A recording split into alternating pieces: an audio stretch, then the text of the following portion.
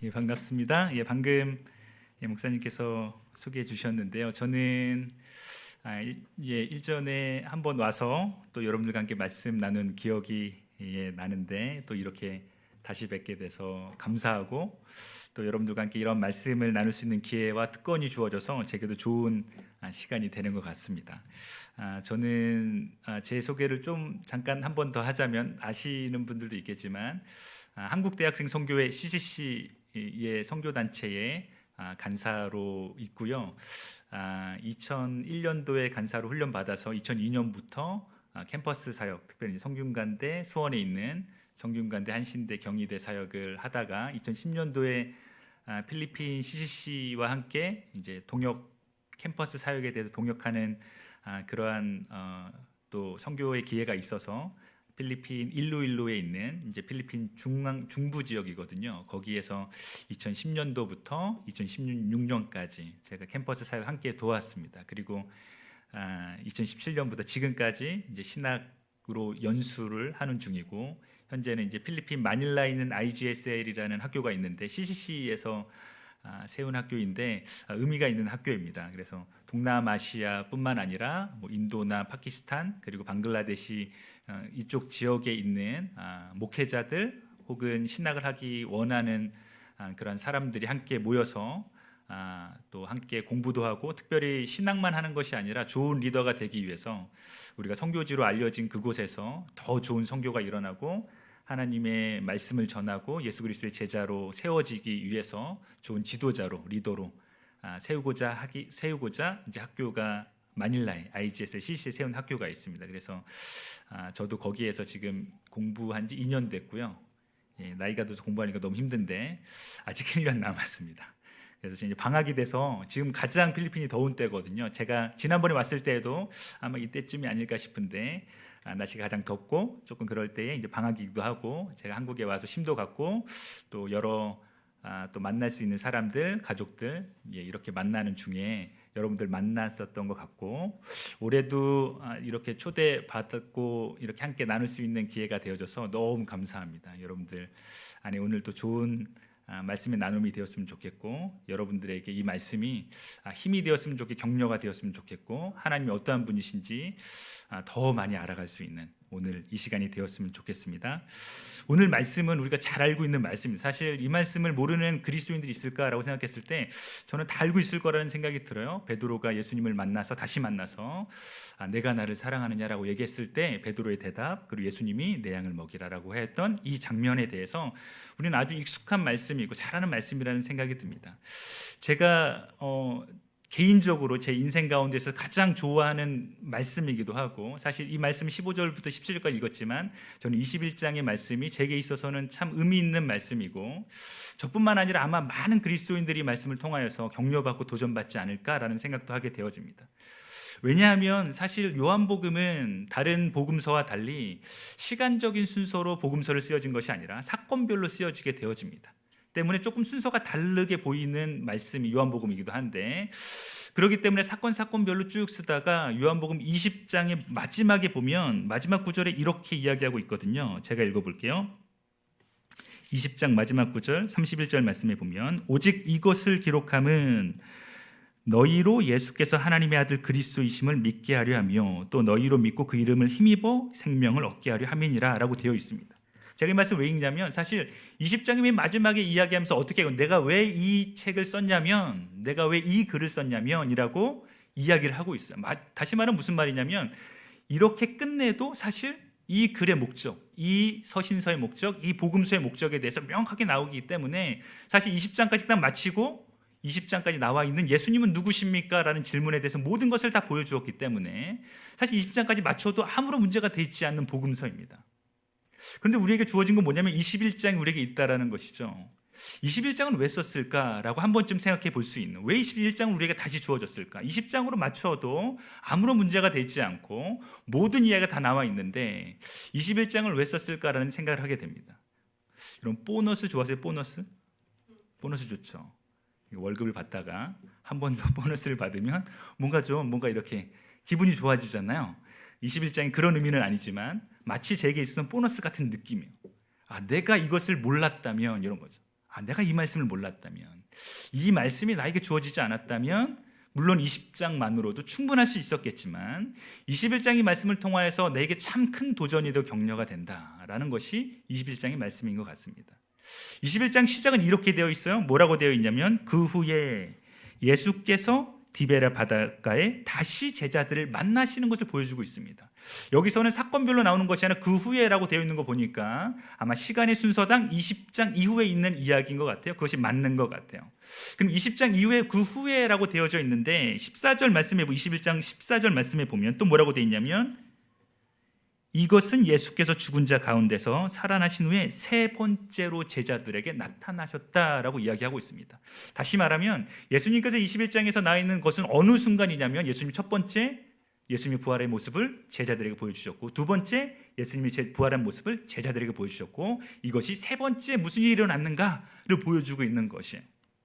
그렇기 때문에 20장에 나와 있을 때 예수님께서 처음 부활하시고 난 다음에 제자들에게 두려움에 떨고 유대인들이 그들에게 해를 끼칠까 봐 두려움에 떨고 모여있는 유대인 그 제자들에게 나타나셔서 평안이 있으라, 그것이 첫 번째 나타났던 것이었고 그 다음에 일주일이 지나고 난 다음에 도마가, 우리가 잘 알고 있는 것처럼 도마가 예수님을 의심하는 그 사건이 나오는데 그것이 두 번째 20장에 나와 있는 예수님이 제자들에게 나타난 두 번째 사건입니다. 자, 세 번째요. 이제 세 번째. 자, 그럼 세 번째 어떤 일이 일어나고 있는가? 2절에 보면 이렇게 이야기하고 있어요. 21장 2절에 보면 시몬 베드로와 디두모라 하는 도마와 갈릴리 가나 사람 나다니엘과 세베대의 아들들과 또 다른 제자 둘이 함께 있더니 라고 이야기하고 있습니다. 자, 몇 명의 제자들이 있을까요? 몇 명의 제자들일까요? 2절에 나와 있는 거. 첫 번째 누구죠? 베드로 나왔죠. 그 다음 누구죠? 도마 나왔죠. 그 다음에 나다니엘, 그 다음에 세베대의 아들들 누구죠?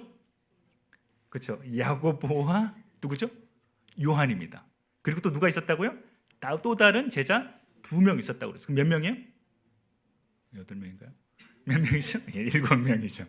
7명의 제자가 있었어요. 7명의 제자가. 제자가 몇 명일까요? 예수님의 제자가 몇 명이죠? 성경에 12이죠. 그 중에 한 명은 어떻게 됐을까요? 그렇죠. 가룟 유다이죠. 그럼 11명입니다. 11명 중에 몇 명이? 7명의 제자가 지금 여기에 있는 것이에요.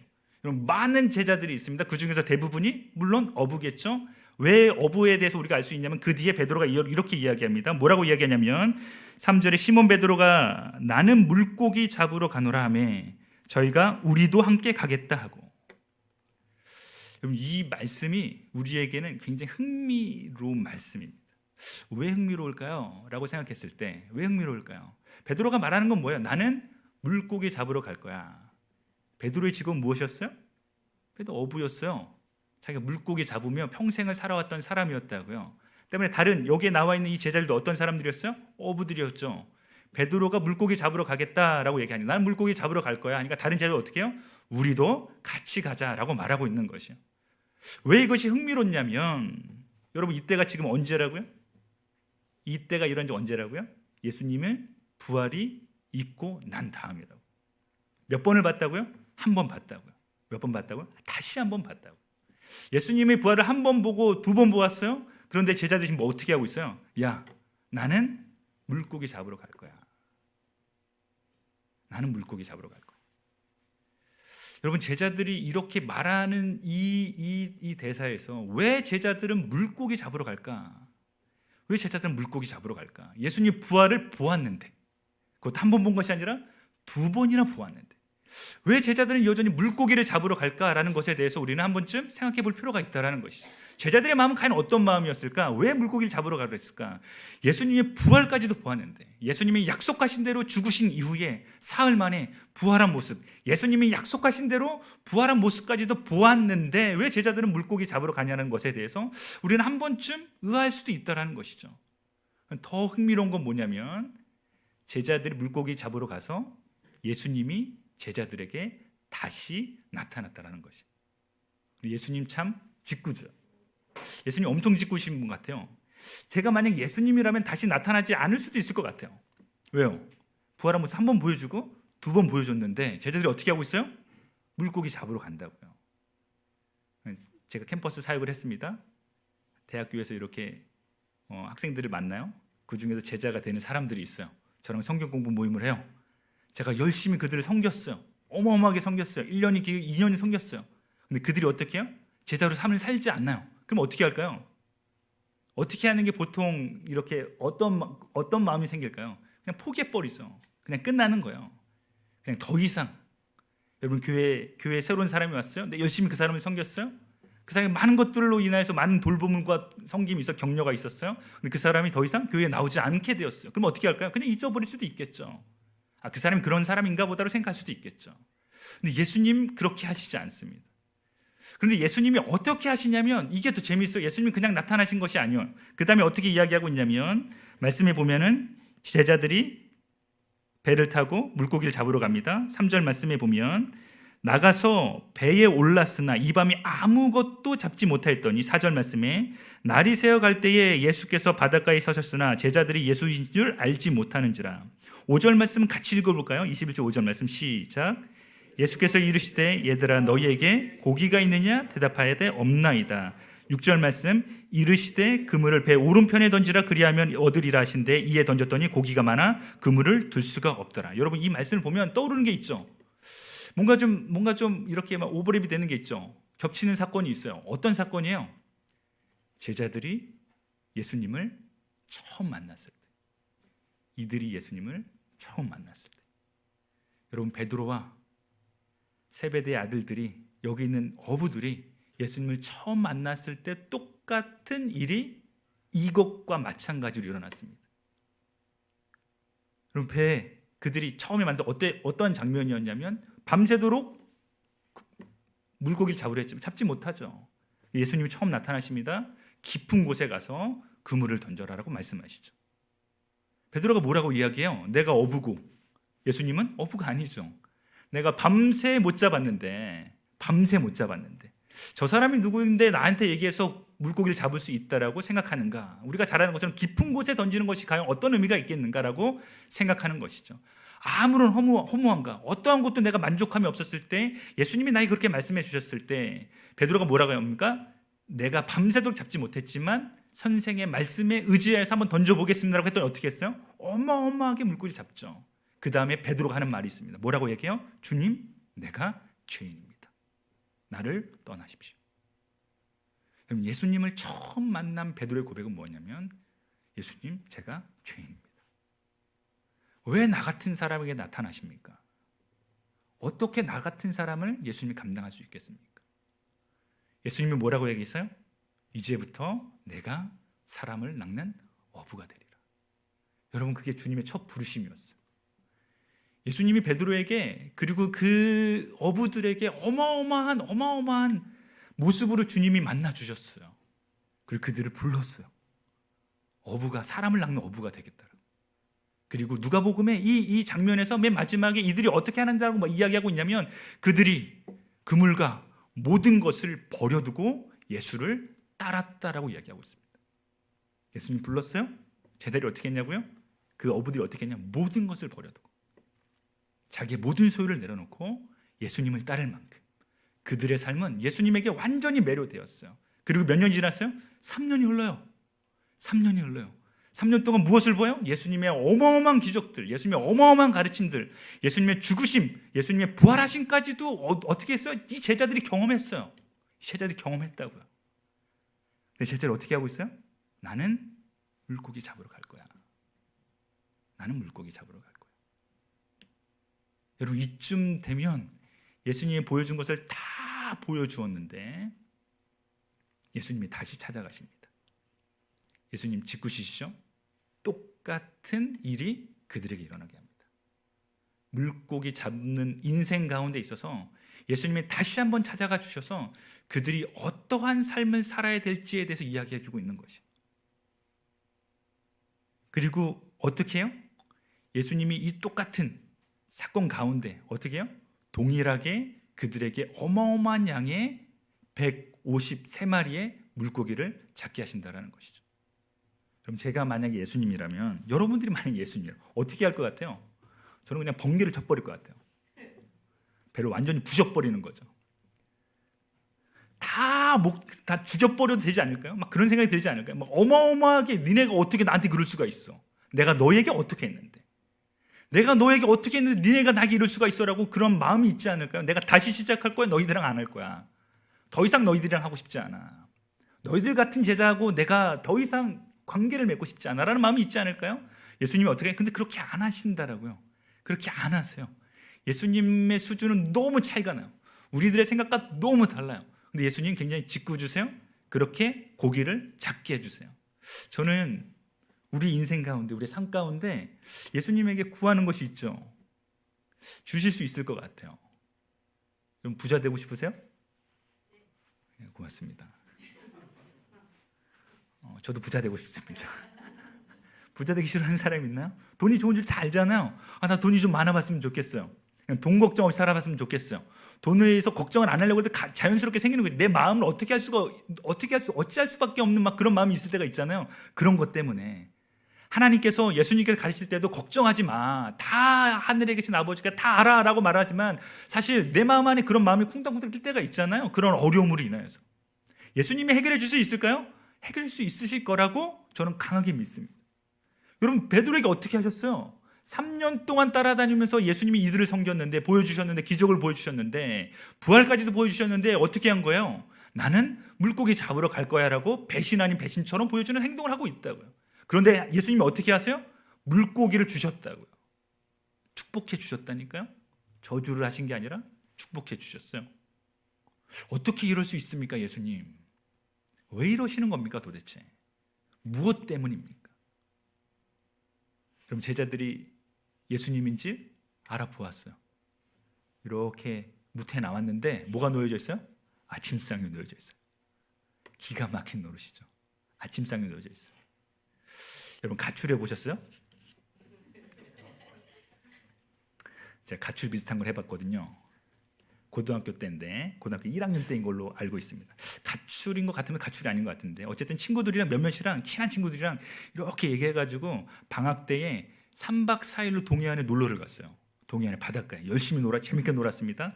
근데 고등학교 1학년 때여서 그런지 약간 이게 계산이 잘 안 됐어요. 시간 계산도 안 되고 돈 계산도 잘 안 됐어요. 시간 계산과 돈 계산이 어떻게 안 됐냐면 그때가 이제 뭐 여름 방학이니까 막 사람들 어마어마하게 오잖아요. 그래서 이제 마지막 날 재밌게 놀고 우리의 계획은 무엇이었냐면 저녁 전에 집에 도착하는 거예요. 시간 계산이 안 됐어요. 저녁 늦게 버스를 탄 거예요. 근데 버스를 타고 이제 터미널로 갔는데 저희 집이 성남이었거든요. 성남까지 가지 않고 그때 동서울 버스 터미널로 갔어요. 그런데 너무 늦게 출발한 것 같지는 않은데 제 시간에 출발한 것 같은데 너무 차가 막혀가지고 밤 몇 시에 도착했냐면 밤 12시쯤 도착한 것 같아요. 시간 계산이 안 됐어요. 이제 큰일 난 거죠. 이 시간에 들어가면 나는 죽었다. 왜냐하면 부모님 몰랐거든요. 내가 뭘 하고 있는지. 두 번째는 뭐였냐면 돈 계산이 안 된 거예요. 그건 더 큰 문제였어요. 동서울터미널 도착했는데 버스도 없어. 지하철도 없어요. 뭐밖에 없어요? 그러면 택시밖에 없어요. 돈 계산이 안 된 거예요. 돈이 없는 거예요. 갈 수 있는 방법은 택시밖에 없는데 돈이 없는. 그럼 어떻게 해요? 어떻게 걸어갑니까? 제 집은 성남이고 동서울 버스 터미널에서 어떻게 걸어갑니까? 어떻게 했을까요? 제가 어떻게 했을까요? 전화해야죠. 집에 전화했어요. 저희 친구들 마찬가지 다 똑같았어요. 그러니까 난리가 난 거죠. 니네도 난리가 나도 난리 난 거고 뭐 그날 이후로 뭐 묻지 않습니다. 친구들이 어떻게 됐냐 묻지 않았어요. 전화했죠. 집에다 전화했어요. 뭐라고 했을까요? 뭐라고 해요? 저 동서울 버스 터미널. 그럼 뭐라고 얘기해야 될 것 같아요? 동서울 버스 터미널에 제가 택시 타러 갑니다. 부모님 뭐라고 생각할까요? 얘가 미쳤구나 라고 생각하지 않을까요? 막 분노가 막 화가 나지 않을까요? 제가 부모이지만 저도 부모거든요. 이제 15살, 12살 딸과 아들을 둔 아버지입니다.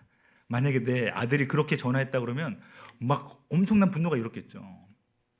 택시를 타고 가니까 어머니 택시비 좀 준비해 주세요. 야 이제 진짜 이제 그 뒤의 일은 이제 상상도 못할 일들을 이제 막 버스 이제 택시를 타고 가는 길에 무슨 생각이 제가 이렇게 무슨 생각을 막 어마어마하게 생각하면서 간 거죠. 택시에 딱 내렸는데 제가 이제 택시를 딱 내렸을 때 아버지가 기다리고 있었어요. 택시문을 딱 열고 아버지가 앞에 있었던 거죠. 거기 그 도로에서 딱 내리면 저희 집까지 한 오르막길이 쭉 있는데 한 500m 됩니다. 500m 오르막길 쭉 오릅니다. 제가 이렇게 배낭이 있을 거 아니에요. 3박 4일 놀러 갔으니까 아버지가 제 배낭을 딱 받아 드셨어요. 아무 말 안 하셨어요. 딱 받아 들고 앞서 가십니다. 저는 뒤따라가죠. 아버지가 왜 아무 말씀 안 하시지? 그러면서 이렇게 올라가는 거죠. 그때 한 1시쯤 됐겠죠? 새벽 1시쯤. 집에 가면 나는 어떻게 될까요? 죽었구나. 조용히 올라갑니다. 진짜 무슨 내 마음이 너무 무거웠어요. 그 길이 진짜 아직까지도 생각이 나요. 깜깜한 새벽에 막 이렇게 아버지 뒤를 따라가는데 쭉 올라갔어요. 저희 집이 그 단독주택이 2층이었는데 2층으로 이제 계단 올라가서 어머니 현관문을 열었죠. 어머니가 그 앞에 있었어요. 어머니가 한마디 하셨어요. 일태야, 자라. 라고 들어가셨어요. 제 마음이 어땠을까요? 편했을까요? 불편했을까요? 차라리 그 새벽 시간에 그냥 나를 한 20대쯤 때리고 어디가 됐든지 간에 막 욕을 막 쏟아붓고 막 저를 막 비난하고 막 그렇게 하고 네가 어떻게 하려고 막 이렇게 하고 막 이렇게 했으면 제가 그냥 마음 편히 자면 되잖아요. 그렇죠? 그러면 이제 다 끝난 거잖아요. 다 정상 끝. 난 자면 돼. 내가 잘못했지만 괜찮아. 나 다 끝났어. 그리고 편하게 잘 수 있을 것 같잖아요. 근데 잠이 왔을까 안 왔을까요? 별의별 생각이 드는 거죠. 별의별 생각이 드는 거예요. 어쨌든 잔 것 같아요. 아침에 일어났어요. 저희 부모님이 둘 다 이제 직장을 나가실 때거든요. 이렇게 문을 열었습니다. 부모님이 다 나가시더라고요. 와, 부모님 안 계시구나. 그럼 어떻게 하지? 막 이렇게 머리를 막 이렇게 하는데 거실에 딱 나갔는데 아침상이 차려져 있는 거예요. 어머니께서 아침상을 차려놓았어요. 저는 이 말씀 보면 그 아침상이 생각이 나요.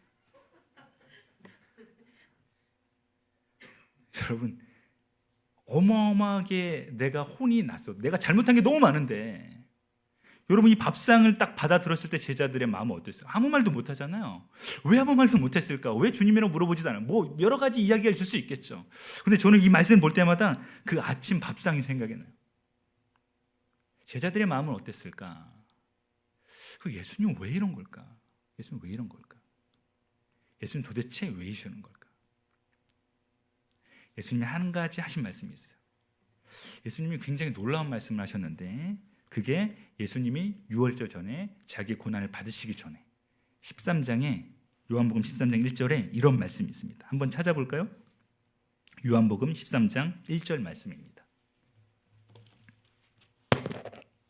한번 같이 읽어볼게요. 시작. 유월절 전에 예수께서 자기가 세상을 떠나 아버지께로 돌아가실 때가 이룬 줄 아시고 세상에 있는 자기 사람들을 사랑하시되 끝까지 사랑하시니라.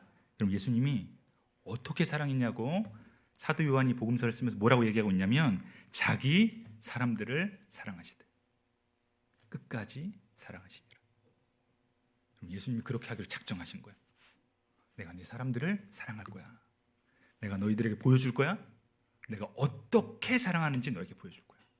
내가 얼마만큼 사랑하는지 내가 너에게 보여줄 거야. 기대해. 내가 너희들을 끝까지 마지막까지 그 순간까지 내가 너희를 사랑할 거야. 너희가 나를 한 번 보고 부활한 모습을 2번 보았는데도 너희가 나에 대해서 나의 마음에 대해서 나의 의미에 대해서 내가 어떻게 너희들에게 살아야 되는지에 대한 목적에 대해서 알지 못하였을지라도 나는 물고기 잡으러 갈 거야 라고 말한 베드로와 그 제자들을 향하여서도 내가 너희들을 끝까지 사랑할 거야. 끝까지 내가 너희를 사랑할 거야. 그럼 예수님이 비난하지 않으셨어요. 비판하지 않으셨어요. 예수님이 그렇게 하지 않으셨어요. 그렇게 하셔도 당연한 분이신데 예수님이 그렇게 하지 않으셨어요. 예수님이 우리에게 그런 분이세요. 저는 우리가 예수님의 사랑에 대해서 우리가 알고 있는 것 같아요. 그렇기 때문에 여기 있겠죠? 우리가 하나님이 우리를 얼마나 사랑하시는지 우리가 알고 있는 것 같아요. 그럴 때 우리가 하나님 앞에 날마다 믿음으로 살려고 노력하는 거 우리의 몸부림이 있는 거 아니겠어요? 예수님 우리를 사랑하세요. 예수 우리를 사랑하세요. 예수님 우리를 사랑하실 때에 말씀 가운데 복음서 가운데 재밌는 것이 하나 있는데 무엇이냐면 예수님이 병든 자들을 고쳐주셨어요. 그런데 예수님이 어떤 분이시냐면 내가 너는 고침받았어 라고 얘기하면 끝나는 이야기예요. 왜냐? 말 한마디로도 예수님 고칠 수 있는 분이세요? 그럴 수 있는 분이세요. 근데 예수님 그렇게 안 하세요. 문둥병을 고칠 때 이렇게 고치셨어요? 사실 그때 당시 우리가 잘 아는 것처럼 문둥병에 걸린 사람은 사회로부터 격리됐어요. 바리새인들은 그들 쳐다보지도 않아요. 쳐다볼 수가 없었어요. 재수로 없기 때문에. 그래서 어떤 별명이 붙었냐면 바리새인들에게 피 먹는 바리새인. 왜 이런 별명이 붙었냐면 문둥병자들이 이렇게 있으면 이렇게 가리고 갔어요. 보지를 않기 위해서. 이렇게 가리고 가요. 이렇게. 그래서 뭐라고 외치면서 다니냐? 부정하다. 그 사람들 향해서 그렇게 외치면서 그렇게 지나갔다고요. 그러면서 이러고 앞이 안 보이니까 부딪히는 거예요. 앞에 있는 나무에 막 돌뿌리에 넘어져서. 그래도 그것을 보지 않으려고 노력했던 바리새인들, 별명이 생긴 게 피 먹는 바리새인들. 여러분 그때 당시엔 그랬다고요. 사람들에게 외면당하고 핍박당하고 아무도 나를 알아보지 않고 가까이 하지 않고 가족조차도 내 친구들조차도 그 병에 걸리기만 하면 사람들이 나를 무시하고 멀리했다고요. 예수님이 그 사람들을 만났어요. 고칠 수 있었어요. 그냥 말로 고치면 돼요. 말로 고치면 돼요. 너희 묻는 병이 나았다고 그냥 말 한마디면 된다고요. 예수님이 그렇게 안 하세요. 예수님이 어떻게 하세요? 손을 내미셨어요. 그리고 그 몸에 손을 대셨어요. 그 사람 손을 잡아주셨어요. 여러분 그 문둥병자가 만약에 나라면 두 가지일 수 있는데, 한 가지는 뭐냐면 내 병이 고침을 받았다라는 것이요. 또 한 가지는 뭐냐면 아무도 나를 만지지 않았는데, 아무도 나에게 수년 동안 혹은 수십 년 동안 나의 이름을 부르지 않고 나와 눈 맞추지 않고 나의 몸에 손대지 않았는데, 예수님이란 분이 모든 사람들에게 존경받는 그 사람이, 모든 사람들이 사랑하고 좋아하는 그 사람이 내게 와서 내 몸에 손을 대준 거예요. 그럼 둘 중에 한 가지, 뭐가 더 기쁠까요? 무엇 때문에 더 행복할까요? 내 몸이 치유받은 것 때문에 행복할까요? 예, 그럴 수 있겠죠. 그러나 제가 만약 문둥병자라면 전 첫 번째가 아닌 두 번째를 선택할 것 같아요. 예수님이란 분이 내 몸에 손을 댔어. 예수님이 내 손을 잡아주셨어. 내 병이 낫지 않아도 괜찮아. 그분이 나의 손을 잡아준 것만으로 나는 행복해. 그럼 예수님이 보이려고 하신 건 무엇이에요? 기적일까요? 기적이겠죠. 그러나 기적과 함께 더 큰 건 무엇일까요? 예수님이 내가 너를 사랑한다는 거야. 내가 너를 사랑한다. 내가 너를 사랑해. 끝까지 너를 사랑할 거야. 너희 같이 작고 연약하고 죄가 많더라도 내가 너를 사랑할 거야. 여러분 그분이 바로 예수님이시라는 거예요. 여러분 제자들에게 예수님이 그 사랑을 보여주셨어요. 끝까지 사랑한다는 게 무엇인지 보여주셨어요. 그래서 15절부터 17절까지 예수님이 베드로에게 물어보는 거예요. 내가 나를 다른 사람보다 사랑하느냐? 그 질문일 수 있지만 저는 이 질문이 다른 질문처럼 들려요. 어떻게 이해하고 있냐면 질문이 아니라 이렇게 말씀하시는 것 같아요. 내가 너를 얼마나 사랑하는지 이제 네가 알겠느냐? 내가 너를 얼마나 소중하게 여기는지 이제 내가 알겠느냐라고 물어보는 것 같아요. 베드로가 대답합니다. 예, 이제 알겠습니다. 이렇게까지 나를 사랑하시는 예수님이 누구신지 이제 알겠습니다. 또 한번 물어봅니다. 또 한번 물어보죠. 예수님이 그렇게 3번 물어보는 거예요. 내가 너를 얼마나 사랑하는지. 베드로가 대답하죠. 예, 알겠습니다. 당신이 나를 정말로 사랑하시는군요. 제가 여러분들에게 도전하고 싶은 것은 그 사랑을 알았다면, 예수님이 한마디를 덧붙이시죠. 그 사랑을 알았다면 여러분 이제 우리의 삶의 방이, 제자들의 삶의 방이 완전 송두리째 달라지는 거예요. 그 순간인 거예요. 이들의 삶의 목적과 삶의 방향과 삶의 이 사람들이 어떻게 살아야 될지, 내가 물고기 잡으러 갈 거야 라는 마음에서 내가 어떻게 살아야 될지에 대해서 무엇으로 분명하게 갈려지게 되냐면 예수님이 그들에게 보여준 사랑으로 말미암아 이들의 고백에 예수님께서 이렇게 말씀하시는 겁니다. 그러면 내 양을 먹이라는 거예요.